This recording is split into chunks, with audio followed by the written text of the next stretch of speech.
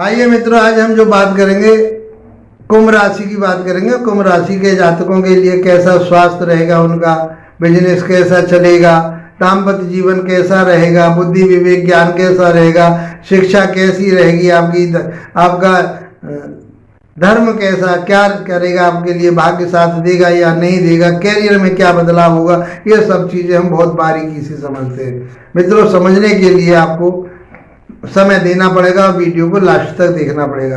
नमस्कार, मैं के.एफ. शास्त्री आपका सूर्य ज्योतिष केंद्र पर स्वागत करता हूं। मित्रों, आज की चर्चा हमारी कुंभ राशि वाले जातकों के लिए और कुंभ राशि वाले जातकों के लिए फरवरी 2025 का महीना किस प्रकार का रहने वाला है, इसकी आज हम चर्चा करेंगे। तो राशि के मुताबिक देखिए, ये जो परिणाम चल रहे हैं ये ग्रह गोचर पर चलते हैं, राशि के मुताबिक और आपके लगन के आधार पर। लगन के आधार, जन्म पत्री के आधार पर आपका जो है 70% प्रभाव आता है। इस गोचर का 30% प्रभाव आता है। यदि आपकी जन्म पत्रिका में जिन ग्रहों की हम बात करेंगे वो अच्छी लेवल के हैं, श्रेष्ठ हैं, वो अच्छी स्थिति में हैं, तो फिर इस प्रभाव को, जहाँ कहीं मान लो नेगेटिव हो रहे हैं गोचर में, तो फिर ये प्रभाव आपके लिए ज़्यादा नुकसान नहीं देगा, हानि नहीं करने वाला।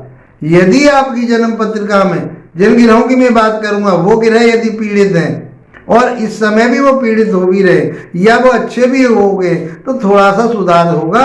लेकिन बाकी आप ये समझे कि सारा कुछ इस गोचर से ही मिलेगा, तो गोचर से पूर्ण प्रभाव नहीं मिलता है। लेकिन इस महीने में किस तरह से हम संभल करके चल सकेंगे, इस बात के लिए ये ग्रह गोचर आपको बताता है वर्तमान स्थिति आपकी कैसी रहने वाली है।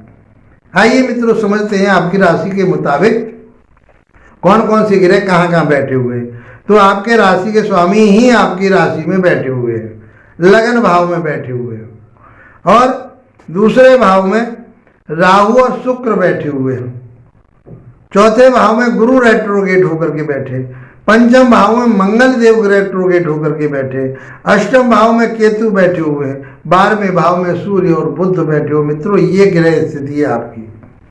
तो पहले हम आपके हेल्थ की बात करते हैं, हेल्थ आपकी कैसी रहेगी। तो हेल्थ के स्वामी आपके कौन बने? शनिदेव बने। तो शनिदेव कहाँ बैठे हुए हैं? लगन में ही बैठे हुए, राशि पर ही बैठे हुए।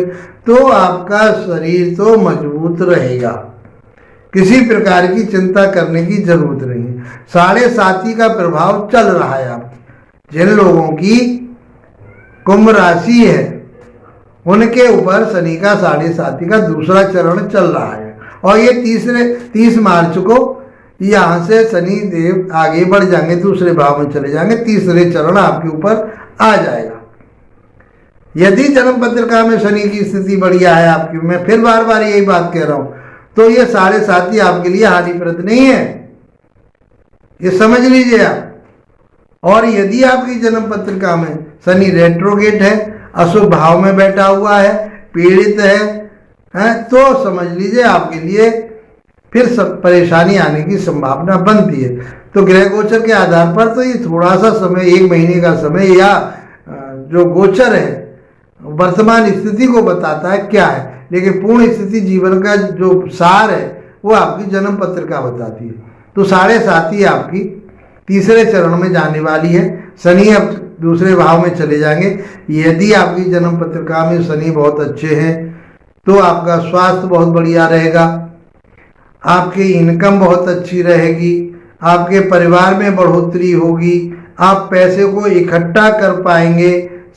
3rd पोजीशन में जब जाएंगे, तीसरे चरण में जब शनि जाएंगे मार्च के बाद, और अभी आपके लिए कोई इतना हानिप्रद नहीं होंगे। यदि इस समय खराबी है आपके, तो और इस समय आपके राशि पर ही चल रहे, तो गोचर तो आपके लिए बढ़िया है, हेल्थ वेल्थ सब देने वाला है। अब बात करते हैं हम आपके शिक्षा की, ज्ञान की, विवेक की। ये पंचम भाव से देखते हैं। पंचम भाव के स्वामी बनते हैं आपके बुधदेव, और बुधदेव कुंभ लगन में अच्छे माने जाते हैं, बुरे नहीं माने जाते। और वो कहाँ बैठे हैं? वो 12वें भाव में बैठे हुए हैं, सूर्य के साथ बैठे हुए हैं। तो बुद्धि विवेक ज्ञान आपका जो जाने वाला है वो विदेश की तरफ को जाने वाला है। आपकी जो सोच जाएगी विदेश की तरफ को जाएगी। आप बार बार सोचेंगे कि मैं अपना वीजा बनवाऊं और मैं बाहर जाऊं, चाहे नौकरी के लिए, चाहे व्यापार के लिए, बिजनेस से। आप बाहर से, विदेश से जुड़ पाएंगे, विदेशी कंपनियों से जुड़ पाएंगे। आपकी पत्रिका में, जन्म पत्रिका की बात कर रहा हूं, यदि बुध कमजोर हैं तो फिर आपके लिए ज्यादा ऊंचाई उड़ने की जरूरत नहीं है। और यदि अच्छे हैं, अच्छे भाव में बैठे, केंद्र में बैठे, त्रिकोण में बैठे, मित्र ग्रह के साथ बैठे, तो मैं समझता हूं ये पीरियड आपके लिए बहुत अच्छा रहने वाला है। बुधदेव आपके लिए फाइनेंस के बहुत अच्छा गेम कराने वाले हैं, उन्नति तरक्की करेंगे, शिक्षा बहुत अच्छी रहेगी, आप विदेश में जाकर के शिक्षा ग्रहण कर सकते हैं, ये आपके लिए बुधदेव जरूर देंगे। विवेक आपका अच्छा रहेगा, बुद्धि अच्छी रहेगी, वाणी अच्छी रहेगी, लव रिलेशन भी आपके बहुत अच्छे रहेंगे। केवल यहाँ मंगल बैठे हुए हैं रेट्रोगेट होकर के, तो आपको अपने एग्रेसी पे, आप अपने क्रोध पर आपको नियंत्रण रखना पड़ेगा। यदि आपने कोई ऐसे आर्गुमेंट किए अपने लव रिलेशन में, तो फिर वो लव रिलेशन आपके खराब हो सकते हैं, क्योंकि मंगल देव की स्थिति आपकी राशि के मुताबिक या लगन के मुताबिक अच्छी नहीं मानी जाती। ये कारक ग्रह नहीं है आपकी राशि के मुताबिक। कहाँ के स्वामी है ये तीसरे भाव के स्वामी है। और कहाँ के स्वामी है ये 10वें भाव के स्वामी है। और कहाँ बैठे? पंचम भाव में बैठे। अच्छी स्थिति 10वें भाव का पंचम भाव में या केंद्र का त्रिकोण में जाना अच्छा माना जाता है, बुरा नहीं माना जा रहा था। लेकिन ये कैसे ग्रह हैं आपके? रेट्रोगेट है, तो बुद्धि पलट के रख देंगे आपको इतना बल देंगे, इतनी ताकत और ऊर्जा दे देंगे कि आप जो है किसी भी काम को तावलेपन में आकर के, क्रोध में आकर के, अहम में आकर के अपने काम को बिगाड़ सकते हैं। इसलिए आपको अपने क्रोध पर काबू रखना पड़ेगा। आइए मित्रों, आपके हम बात करते हैं दाम्पत्य जीवन, वैवाहिक जीवन कैसा रहेगा, पार्टनरशिप कैसी रहेगी, व्यापार आपका कैसा रहेगा, यात्राएं कैसी रहेंगी, हम सप्तम भाव से देखते हैं। तो यहाँ के स्वामी कौन बन रहे हैं? यहाँ के स्वामी बनते हैं आपके सूर्यदेव, और सूर्यदेव की स्थिति 12वें भाव में। सप्तम भाव का स्वामी यदि 12वें भाव में चला जाए तो वैवाहिक जीवन में डिस्टर्बेंस होता है, स्वास्थ्य में गड़बड़ी करता है। जो आपके वैवाहिक जीवन में पति है या पत्नी है, उनके स्वास्थ्य में कमी करता है, क्योंकि ये अपने से छठा भाव कहा गया है। 12वां भाव तो वैसे भी हॉस्पिटल का होता है सॉरी, ये 12वां भाव जो होता है ये आपका कोर्ट का, कचहरी का, थाने का, दरबार का, हॉस्पिटल का होता है। तो ये आपके लिए अच्छा नहीं है, इसलिए आपको केयरफुल होकर के रहना होगा। अपने जीवन साथी के साथ उनके हर समय आपको देखना पड़ेगा, कहीं उनके लिए कोई परेशानी तो शारीरिक नहीं है। पार्टनरशिप में भी आपके जो पार्टनरशिप है वो अच्छी तो चलेगी। वो पार्टनरशिप आपकी कोई विदेशी कंपनी से जुड़ सकती है, आपकी बाहर के लोगों से आप कांटेक्ट करके आप अपना समझौता करके चला सकते हैं।